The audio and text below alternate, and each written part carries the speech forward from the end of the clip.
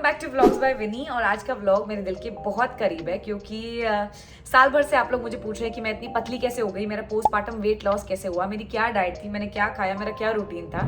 तो मैंने सोचा कि आज हम सिर्फ बैठेंगे और बातें करेंगे और मैं आप सबको वो सारी चीज़ें बताऊंगी जो जो मैंने की फिट होने के लिए, हेल्दी होने के लिए, पतले होने के लिए।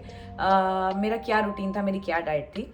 तो चलिए फालतू की बातें हटा के शुरू करते हैं और काम की बात पर आते हैं। तो यूजुअली पहला सवाल सबका ये होता है कि मेरी जो डिलीवरी थी वो सी सेक्शन थी या नॉर्मल डिलीवरी थी। तो मैं आप सबको बता दूं कि मेरी डिलीवरी सी सेक्शन थी। और जो लोग भी ये कहते हैं कि सिजेरियन डिलीवरी हुई है तो पतले नहीं हो सकते, पेट आ जाता है, XYZ हेल्थ प्रॉब्लम्स होती हैं, कमर में दर्द होती है, ये होता है वो होता है, मैं सबको बता दूं कि मेरा बेटा 2 साल का हो चुका है और ऐसा कुछ नहीं होता है। एटलीस्ट जितना मैं जानती हूँ ऐसा कुछ नहीं होता है। आई जस्ट फील कि अगर आप अपनी बॉडी को एक्सप्लॉइट ना करें, उल्टा सीधा ना खाएं, मैं ये नहीं कह रही हूँ कि ना खाएं, मैं सिर्फ ये कह रही हूँ कि उल्टा सीधा ना खाएं, तो ऐसा नहीं होता कि आपका सिजेरियन हुआ है तो आप ब्लोट हो जाओगे और आप पतले नहीं हो पाओगे और पतले होना डिफिकल्ट होता है। मेरी बहुत फ्रेंड्स हैं जिनका नॉर्मल डिलीवरी हुई है और उनको टाइम लग रहा है पतले होने में क्योंकि उनकी बॉडी डिफरेंट है। और मेरी सी सेक्शन हुई है और थैंकफुली मेरी बॉडी ने मेरा साथ दिया, तो I could lose that weight. तो ये आई थिंक मेरे हिसाब से तो ये मिथ है कि सिजेरियन हुआ तो आप पतले नहीं हो सकते और नॉर्मल हुआ तो पतले होना आसान होता है। आई जस्ट फील आप जहाँ मेहनत करोगे, अगर आपका सिजेरियन हुआ आपने मेहनत करी तो आप पतले हो जाओगे, और अगर आपका नॉर्मल हुआ और अगर आप ये सोचोगे कि मैं ब्रेस्ट फीड कर रही हूँ और मैं अपने आप ही पतली हो जाऊंगी, तो ऐसा नहीं होता है। मूविंग ऑन, नेक्स्ट क्वेश्चन सबका ये होता है कि मैंने कब वर्कआउट करना शुरू किया। आई थिंक जैन जब 6 महीने का था मैंने तब वर्कआउट करना शुरू किया था। सोच तो मैं चौथे पांचवें महीने से सोच रही थी कि करना है। I was not feeling like my self and I wanted to work out. और धीरज इतने सपोर्टिव है, he would always tell me कि तुझे पतले होने की क्या जरूरत है, तू इतनी क्यूट लग रही है, you look so nice, I love your chubby cheeks. मैं माँ बनता तो मैं तो 5 साल तक पतले ना होता। You are doing such a good job, इतनी मेहनत का काम है बच्चा संभालना, ब्रेस्ट फीड करना, अपनी बॉडी को देखना, तो क्यों पतले होना है, वाई यू ये अपने आप को टॉर्चर क्यों कर रही है एंड ऑल दैट। बट मुझे ये फिटनेस की जो जर्नी है ये किसी के लिए नहीं करना था, मुझे किसी के लिए पतले नहीं होना था, मुझे अपनी खुशी के लिए पतले होना था क्योंकि मैं कॉन्फिडेंट फील करना चाहती थी। तो सबसे बड़ी बात ये है कि आप किसी के दबाव में अगर आके करेंगे या किसी के इन्फ्लुएंस में आके सोचेंगे तो नहीं होगा। जब तक अंदर से नहीं आएगा ना तब तक नहीं होगा। So I think mindset is everything. यही मैं सबको बताती हूँ कि कोई डाइट, कोई रूटीन, कोई एक्सरसाइज कुछ काम नहीं आती। सबसे पहले आपकी सिंसियरिटी काम आती है। आप अंदर से कितना चाहते हो, आपकी शिद्दत कितनी है, वो सबसे पहले काम आती है। और उसके बाद फिर डाइट, वर्कआउट और आपके रूटीन्स वगैरह उस पर।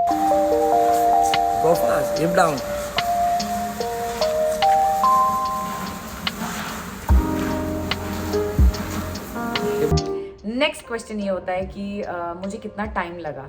आई थिंक 3 महीने लगे थे मुझे। I was losing 1 kg every week. तो शुरू में 1 महीना आई थिंक मेरे पास एक ट्रेनर थे पेरूमल, जो धीरज के भी ट्रेनर हैं। वो मुझे शुरू में 1 महीना बॉडी वेट ट्रेनिंग वगैरह करवाते थे क्योंकि मुझे नहीं पता था कि मेरे में कितनी स्ट्रेंथ है कितनी नहीं है।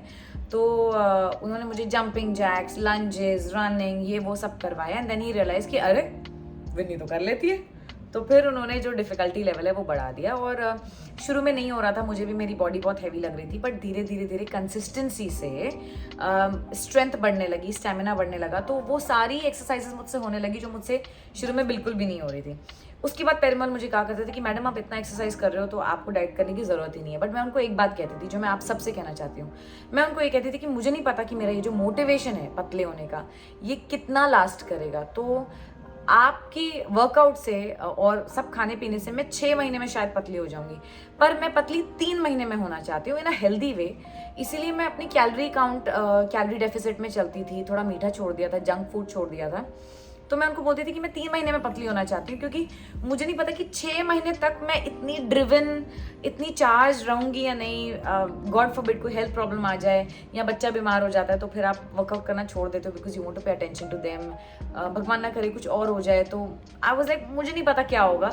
तो 6 महीने तक तो मैं वेट नहीं कर सकती हूँ, तो मुझे 3 महीने में पतले होना है। उसके बाद मैं खाऊंगी पीऊंगी, वर्कआउट करूंगी। तो मुझे लगता है ये करना मेरे लिए बहुत बेनिफिशियल था बिकॉज हम सबका यही होता है, हम 2-4 महीने वर्कआउट करते हैं और फिर खाते हैं और फिर हम सोचते हैं कि हम पतले ही क्यों नहीं हो रहे। तो मुझे लगता है कि you should give it your all.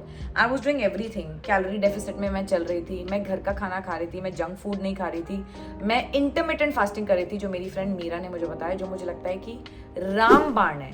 If you have a target and if you can do it, अगर आपकी एसिडिटी इशू नहीं है, तो आई थिंक इंटरमिटेंट वो ऐसा रामबाण था along with exercise every day जो आपको रिजल्ट्स जल्दी दिखाता है। तो और हेल्दी वे में इंटरमिटेंट करना is not unhealthy, it's very good for your body. तो दैट वॉज गुड। और बाकी जितनी मेरी विंडो थी खाने वाली, I use to eat everything. I use to eat dal chawal sabzi roti boiled eggs ये वो चिकन। और जो लोग भी ये सोचते हैं कि डाइटिंग करने से ब्रेस्ट फीडिंग में प्रॉब्लम होती है या मिल्क सप्लाई कम हो जाता है या लैक्टेशन में इशू होता है, रॉन्ग। ऐसा कुछ नहीं होता है। ऐसा मुझे भी लगता था और बहुत लोग मुझे पूछते हैं आज भी। और मैं ये कहना चाहती हूँ कि मुझे तो ब्रेस्ट फीडिंग में कोई प्रॉब्लम नहीं हुई। ये ज़रूर बात है कि ब्रेस्ट फीडिंग में भूख बहुत लगती है, but if you give in to that, फिर there is no coming back. तो आपका शरीर तो आपसे मांगेगा ही, लेकिन ये आपके ऊपर है। तो आई डोंट नो कि कहाँ से मुझ में इतनी हिम्मत इतनी ताकत आ गई थी, बट मुझे पता था कि करना है यार, तो बस हो गया। और डाइट, जैसा कि मैंने कहा कि मैं सुबह उठती थी, I use to eat vegetable omelette, no bread, बहुत सारी सब्जियां डाल के 2 अंडे या 3 अंडे का ऑमलेट खाती थी, कोई ब्रेड नहीं। फिर मैं खाती थी कोई फ्रूट, और फिर दोपहर को दाल चावल रोटी सब्जी, सम बॉइल्ड एग्स या चिकन हो। अगर आप वेजिटेरियन हो तो आप पनीर वगैरह खा सकते हो। Protein is very important. फिर शाम को मैं पीती थी ब्लैक कॉफ़ी, नो चीनी, नो मिल्क, नथिंग। और फिर मैं रात को खाती थी कोई मूंग चीला या आई थिंक बेक्ड फिश या चिकन सैलेड या समथिंग। अदनान सामी की एक बात याद आती है, उनका कोई इंटरव्यू देखा था मैंने कि मैंने थोड़े टाइम के लिए खाने से मोह करना छोड़ दिया था। और यही मैं सबको कहती हूँ कि मैंने सिर्फ कुछ समय के लिए खाने से मोह करना छोड़ दिया था। तो मुझे खाना सिर्फ मैं खाने को फ्यूल की तरह देखती थी कि बस थोड़ा सा खा लिया ना ठीक है। तो जैन की तब घी वाली खिचड़ी बनती थी सब्जियों वाली, और धीरज अक्सर ही दोपहर को किनुआ वगैरह खाते हैं, तो थोड़ा सा उनका किनुआ बचा होता था, थोड़ी सी सब्जी बची होती थी, थोड़ा सी खिचड़ी बची होती थी। मैं सब मिक्स करके I used to be like खिचड़ी अच्छी है, सब्जियां हैं इसमें, किनुआ फायदेमंद है, ये फायदेमंद है, मैं बस खा लेती थी एज अ फ्यूल।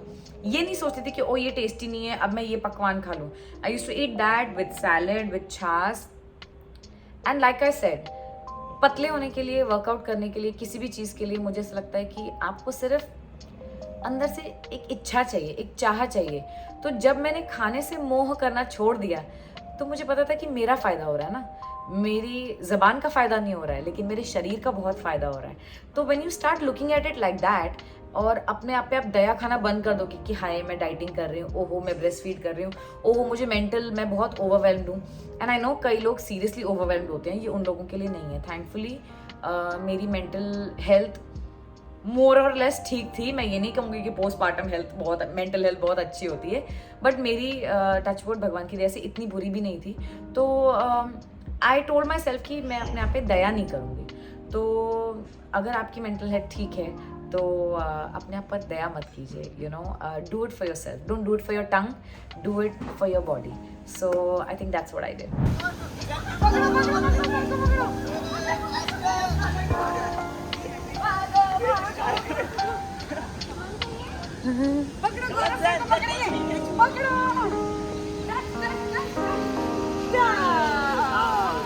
और नेक्स्ट क्वेश्चन अक्सर लोगों का ये होता है कि आपने कितना वेट लूज़ किया। आई थिंक डिलीवरी के बाद मैं कुछ 63 kgs की थी, और 6 महीने में, आई थिंक जब 6 महीने का जैन था और मैंने वर्कआउट करना शुरू किया था, तब मैं कुछ 63 kgs की थी। और by the time he was 9 months, जब वो 9 महीने का था, 9 महीने मैंने वर्कआउट नहीं किया, 3 महीने किया, जब तक वो 9 महीने का था मैं कुछ 51 kg हो गई थी, जो मैं अब हूँ। और 10वें 11वें महीने तक तो मैं और ही पतली हो गई थी। Now I tell you why, क्योंकि फिर जैन बीमार पड़ गया जब वो 10वें महीने का था, आई थिंक ऐसे कुछ था। और फिर वो टेंशन के मारे हल्की फुल्की डाइट चलती थी, इतनी नहीं, बट वो रात रात भर जागना और उसको मम्मी चाहिए और गोदी में ही सोना है, करते करते करते बाय द टाइम वो 1 साल का हुआ, मैं कुछ 47 kgs के हो गए, जो कुछ ज़्यादा ही हो गया गाइस, ऐसे भी नहीं करना चाहिए। बट वो टेंशन थी, और यही मेरा पहला कंसर्न था कि भगवान ना करे अगर जैन बीमार हो गए या कुछ हो गया, मेरी वर्कआउट की ऐसी की तैसी हो जाएगी। तो इसलिए मुझे बहुत जल्दी थी कि मैं वेट लूज़ करूँ।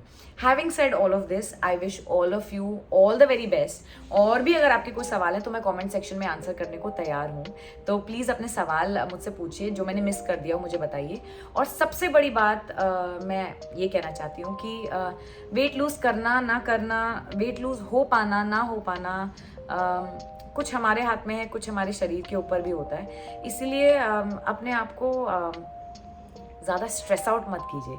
आई नो पोस्टपार्टम में वैसे ही मेंटल हेल्थ की बैंड बजी होती है और किसी की कम किसी की ज़्यादा। I have been through that. मुझे अपनी मेंटल हेल्थ ठीक करनी थी, इसलिए मुझे अपनी फिजिकल हेल्थ ठीक करने की और भी ज़्यादा जल्दी थी। तो you understanding what I am saying right? इसीलिए मेरे लिए फिट होना बहुत ज़रूरी था, to feel like my self again, you know, to wear my clothes, to feel comfortable in my own skin. पर ज़रूरी नहीं है कि जो मेरे लिए इंपॉर्टेंट हो वो आपके लिए भी इंपॉर्टेंट हो, इसलिए वो करें जो आपके लिए इंपॉर्टेंट है। अगर आपके लिए पतला होना इंपॉर्टेंट है तो पूरी शिद्दत से पूरी जान लगा दे। शाहरुख ने भी कहा है कि अगर किसी चीज को दिल से चाहो तो पूरी कायनात उसे तुमसे मिलाने की कोशिश में लग जाती है। तो अपनी डाइट देखकर अपने ऊपर दया ना खाएं, अपनी अपनी स्केड्यूल देखकर अपने ऊपर दया ना खाएं। Treat it like a test, जिसको आपको पास करना ही है, आपको जीतना ही है। ये एक एक टेस्ट है भगवान ने आपके ऊपर डाला है और आपको you have to win it anyhow. तो that's how I looked at it. And I think किसी भी डाइट और किसी भी वर्कआउट से कुछ होना हो तो होगा ज़रूर, लेकिन सबसे ज़्यादा आपकी माइंडसेट से बहुत कुछ हो जाता है। और अगर आपका वेट लूज नहीं भी हो पा रहा है, but if you are happy ना, don't let that happiness go. Last and final सवाल कि अब मैं क्या करती हूँ अपनी हेल्थ को मेंटेन करने के लिए। तो मैं बता दूं कि जैन को प्ले स्कूल ड्रॉप करके मैं हफ्ते में 2 से 3 बार जुम्बा करती हूँ और जैन के पीछे बहुत भागती हूँ और कोशिश करती हूँ कि most days leaving Saturday Sunday मैं इंटरमिटेंट करूँ। तो मैं रात को 8-9 बजे मूंग चीला खाती हूँ और फिर मैं अगले दिन 2 बजे लंच करती हूँ जब जैन को पिक करके आती हूँ। उससे पहले मैं खाली पेट सिर्फ कॉफ़ी पीकर जुम्बा भी कर लेती हूँ। और जी नहीं, मुझे वीकनेस बिल्कुल भी नहीं फील होती, उल्टा खाली पेट मुझे बहुत एनर्जेटिक फील होता है, बहुत लाइट फील होता है।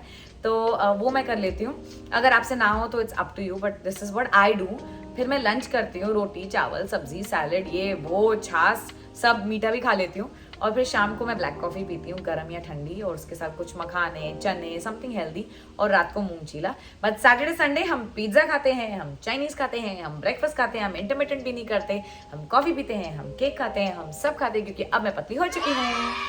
आई नो वेट लूज हो जाता है तो काफ़ी फ़ायदे हैं शरीर के, और इवेंचुअली हम सब कर लेंगे यार, आप भी कर लोगे, जल्दी या देर से ही सही। लेकिन अपने आप को कभी परेशान मत करना just because you want to be a certain size, just because मैंने कर लिया या किसी और ने कर लिया।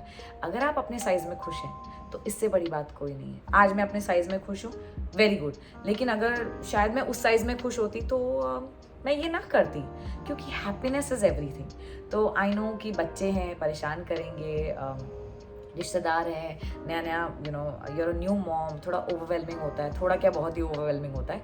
इसीलिए कीजिए, if you can do it give it your all, but if you can't do it, be easy on yourself, take it slow. All the best and lots of love to all my new mommies.